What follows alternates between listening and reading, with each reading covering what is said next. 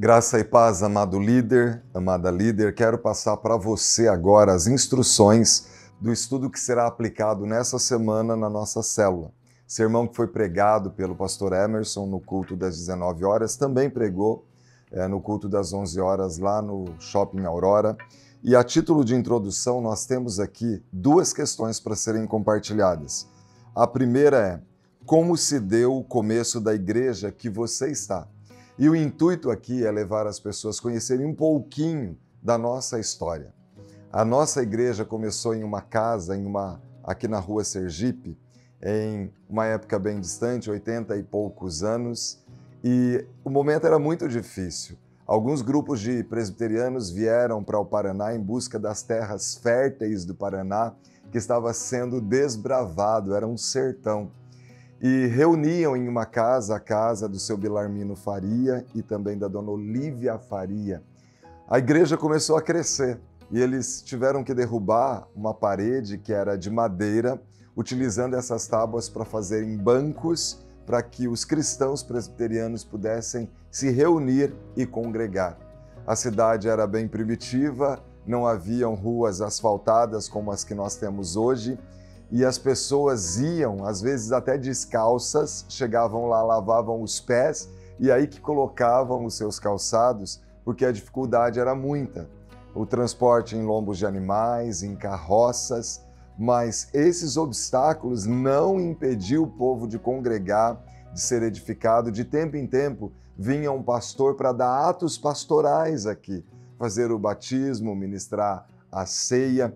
E depois foi adquirido aquele terreno onde está o nosso templo ali da rua Benjamin Constant, esquina com a Belo Horizonte, que também foi difícil a construção ali. Contam que muitos irmãos faziam campanhas, vendiam salgadinhos, vasilhames de bebidas, latinhas, e dessa forma iam conseguindo e contribuindo com valores para que fossem construído o templo, depois o edifício de educação religiosa.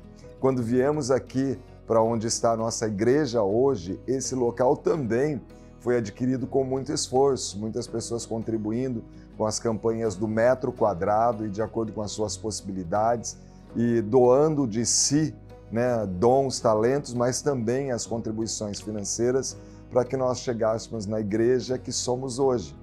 Então, o título da mensagem que o pastor Emerson pregou foi "O Evangelho que não conhece limites". Então o povo veio para cá rompendo limites e o Evangelho chegou até a mim e a você.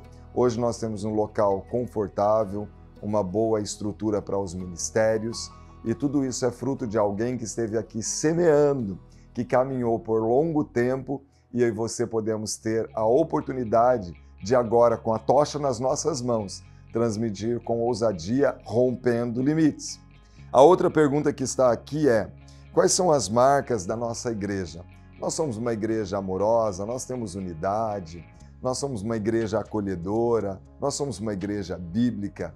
A intenção aqui é nós percebermos os pontos positivos da comunidade que nós participamos, porque nós somos muitas vezes levados a só ver as falhas. Onde está o ser humano, haverão falhas. Mas eu e você devemos despertar os pontos positivos da igreja onde nós estamos.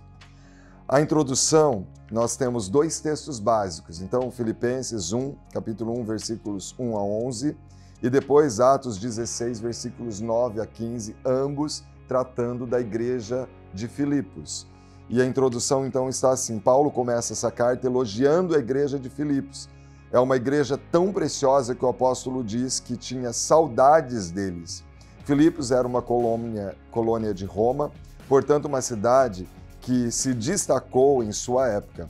Pensando nisso, é que compartilharemos o estudo de hoje. Primeiro, nós vemos aqui três personagens que são compartilhados. Primeiro, Lídia, Atos 16, 1 a 15, e a questão está assim: era uma empresária que vendia uma mercadoria nobre chamada púrpura. Apesar de ser temente a Deus, ainda não havia reconhecido Jesus como Salvador. E aí nós citamos o versículo 14, que diz: o Senhor lhe abriu o coração. Ela entendia que o nosso Deus é Deus de veneração, digno de culto, mas ainda não entendia que Jesus era o Messias. Mas aqui ela compreende. Ela era uma mulher que atendia a classe rica dos seus dias, mas o evangelho rompeu a barreira social. Há pessoas que se apoiam em justificativas para não evangelizar. Ah, eu sou muito pobre. Ah, eu sou rico. Ah, eu tenho pouca formação acadêmica. Ah, eu tenho muita formação acadêmica e aí eu tenho dificuldade de ter um vocabulário acessível àqueles que têm menos formação que eu. Enfim, os argumentos são muitos, né? São muitos os argumentos. A questão aqui é, você conhece pessoas que agem assim? Comente. Então, na verdade, eu e você temos que romper as barreiras sociais. Às vezes uma pessoa que é pobre, ela fala assim, eu não vou me fazer ouvir. E nós temos visto tantas pessoas simples que conseguem compartilhar o evangelho de uma forma tão adequada. Outras pessoas, porque têm muitas posses, acham que podem se aproximar dela só para usufruir daquilo que ela pode oferecer, não é? E vão abusar de mim porque eu tenho dinheiro, vão querer, né, se apoiar nas minhas riquezas. As desculpas são as mais fajutas, mas eu e você devemos romper as barreiras sociais e proclamar o evangelho, não nos escorando nessas muletas. Então, que o Senhor nos use poderosamente, não vamos nos apoiar. Pelo contrário, vamos utilizar essas situações. Uma pessoa que talvez é influente, ela pode se utilizar dessa situação como influenciando as pessoas ao seu redor. Eu conheci um juiz de direito que foi tão usado por Deus, ele usava isso para chamar advogados, pessoas próximas a ele, para um estudo bíblico na sua casa. Ali começou uma célula. Então todos nós podemos, no nosso círculo de amizade, convidar essas pessoas e influenciar positivamente. Mas o segundo personagem aqui, ou a segunda personagem, é uma jovem adivinhadora.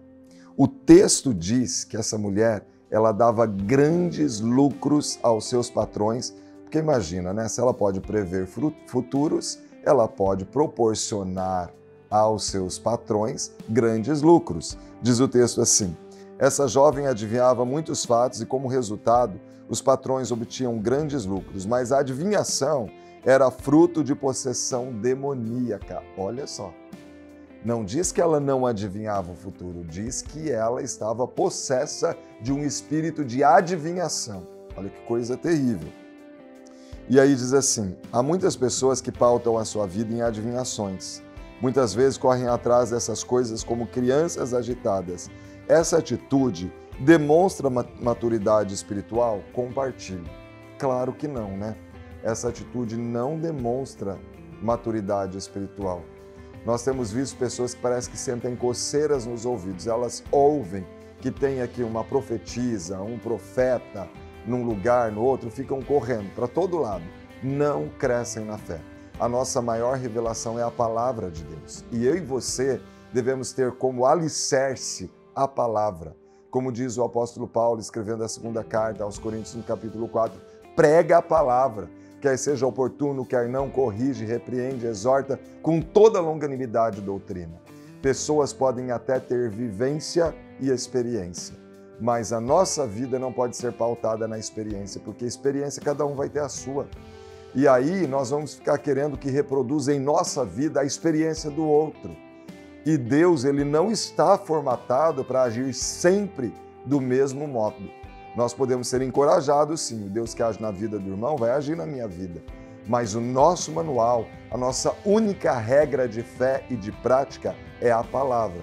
Então, cuidado, porque muitas vezes tem pessoas que estão dando ouvidos aí, isso pode ser ensinos de demônios, viu? Porque essa moça aqui, ela adivinhava o futuro, mas era uma endemoniada, o que trazia a revelação.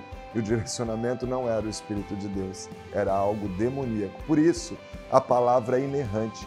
Fiquemos com a palavra. Nela não há decepção. E há pessoas que às vezes usam uma frase clássica para dar autoridade. Deus mandou te dizer. E às vezes não é Deus. Vamos tomar cuidado. A palavra, a Bíblia, para nós é a mensagem de Deus, é Deus falando. Amém? O item 3, Paulo e Silas. Então, aqui nós temos os terceiros personagens. Paulo e Silas foram presos por serem usados para a libertação da moça possessa, mas eles transformaram aquele lugar fétido, inóspito, mal cheiroso em local de adoração e oração. Como você pode transformar ambientes terríveis de conflitos e aprisionamentos? Eles foram lançados no cárcere, na masmorra, porque fizeram algo bom. Pregaram o evangelho, libertaram aquela moça de um espírito de adivinhação. E, como resultado disso, eles foram presos ao tronco. Estavam ali se retorcendo. Haviam levado açoites, possivelmente 39 chibatadas. Era para eles estarem ali murmurando, reclamando, como eu e você fazemos muitas vezes. Mas eles transformaram um ambiente que poderia ser de murmuração, um ambiente terrível, em um ambiente de adoração. Se a situação não está melhor, experimente adorar e orar. Você vai perceber que a libertadora é como o Espírito Santo que vem e tira com as próprias mãos aquele peso e aquela angústia. O ambiente, ele é influenciado pela alegria. Um ambiente de adoração e de oração é um ambiente propício para milagres. O que aconteceu lá? Tremeu o lugar, abriram as portas da cadeia e eles foram soltos e libertos. A adoração liberta. Por isso, nós concluímos a aplicação do estudo de hoje com as seguintes palavras: o Evangelho não conhece limites. Podemos perceber que barreiras foram quebradas e o resultado foi que, por volta da meia-noite, de repente, sobreveio tamanho terremoto que sacudiu os alicerces da prisão. Abriram-se as portas e soltaram as cadeias de todos. Assim iniciou a igreja de Filipos, com a conversão de pessoas improváveis, mas que foram alcançadas pelo Evangelho que não conhece limites. A vida é melhor quando compartilhada. Que a atitude desses personagens nos motive a proclamar o Evangelho que muda realidades. E nesta semana, eu e você temos um desafio. A nossa célula deve fazer uma confraternização e convidar pessoas, amigos, que são o nosso alvo dessa campanha, para participar deste momento de comunhão. E também nós já poderemos entregar o convite para o espetáculo da Páscoa, que será na outra semana. Deus abençoe grandemente a sua reunião, que a presença do Espírito Santo seja notória na sua vida e nesse grupo que se reúne com você, que é a sua célula. Fique na paz do Cristo que venceu a morte.